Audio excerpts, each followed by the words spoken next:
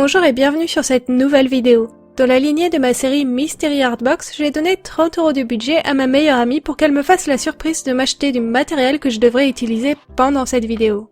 Je ne m'attendais vraiment pas du tout à recevoir du matériel pour poncer, des rondelles de bois, des feutres à bois, un pyrograveur et une boîte en bois et ses ornements, que je ne vous montre pas vu que j'ai déjà fini de travailler dessus au moment où je tourne cette vidéo. J'ai malheureusement supprimé ma vidéo de base durant laquelle j'ouvrais ce fameux colis mystère. Donc j'ai dû retourner cette intro après coup, je sais que ça enlève un peu de charme à la découverte et j'en suis désolée.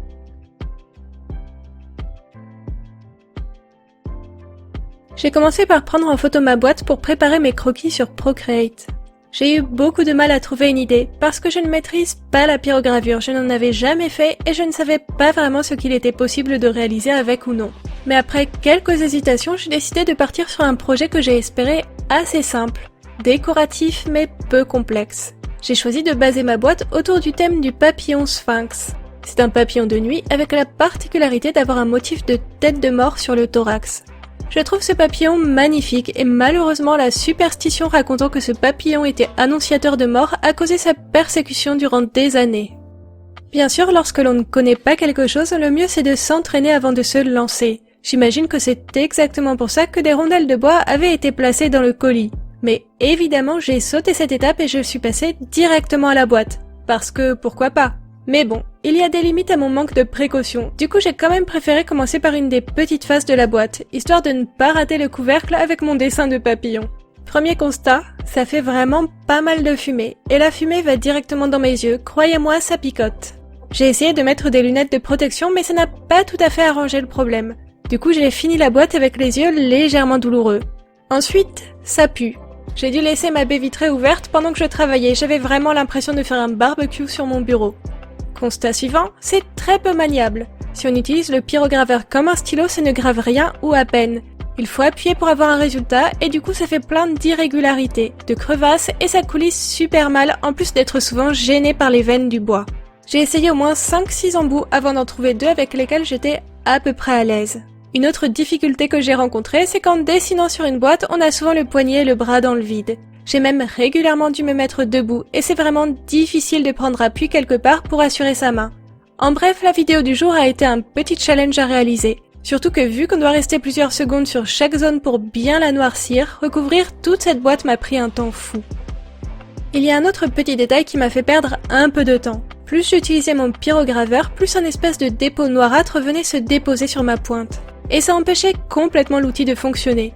Du coup, je devais retourner mon embout pour utiliser la deuxième face, puis frotter mon embout sur la planche de bois à côté de moi pour le nettoyer avant de l'utiliser à nouveau.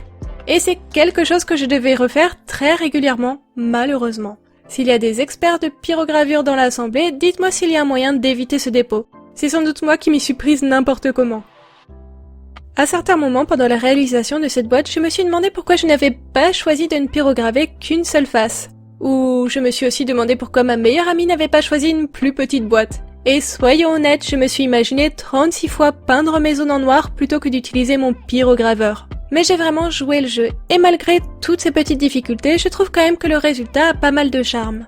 Je pense qu'il y a sans doute de meilleures méthodes et de meilleurs projets à réaliser avec un pyrograveur. Mais pour une première, je ne m'en sors pas si mal. Quand je pense que je m'attendais à ce que Sam m'envoie de la peinture ou des feutres, mais non, visiblement, elle avait de plus grandes ambitions pour cette vidéo. Bon, après m'être bien entraînée, je me suis enfin attaquée à la face principale de ma boîte. Le gros comblement a été assez facile, même si toujours très irrégulier. Par contre, lorsqu'il a été question de réaliser les détails du papillon, ça a été un enfer. Je n'ai pas réussi à réaliser des lignes continues, droites, fines et régulières. J'ai ressorti tous mes embouts pour essayer de trouver celui qui m'aiderait le plus.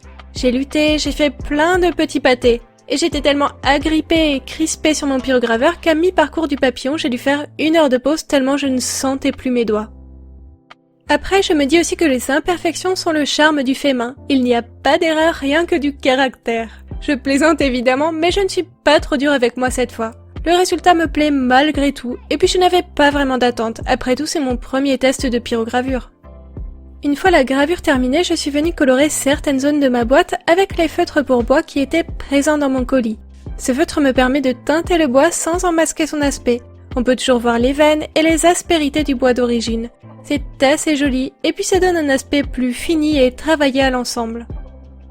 Et enfin, il ne me restait plus qu'à coller mes petits ornements sur ma boîte. J'ai utilisé de la super glue que j'avais chez moi vu que je n'avais pas de colle dans le colis. Et clairement, je n'aurais pas dû. La glue a fait une drôle de réaction avec le métal et le bois et a laissé des légères taches rouges par endroits. Un peu décevant ce petit raté sur la fin, mais ce n'est pas grave, je l'aime quand même cette petite boîte. Et vous, qu'est-ce que vous en pensez? Est-ce que ça vous a donné envie de tester la pyrogravure ou pas du tout? J'espère que ça vous a fait plaisir de voir une vidéo sur un thème si différent de d'habitude. Merci Sab pour cette chouette opportunité. C'est tout le charme du colis mystère, j'ai hâte de continuer ce concept. En tout cas, merci d'avoir regardé cette vidéo jusqu'au bout. J'ai hâte de lire vos commentaires et je vous dis à bientôt!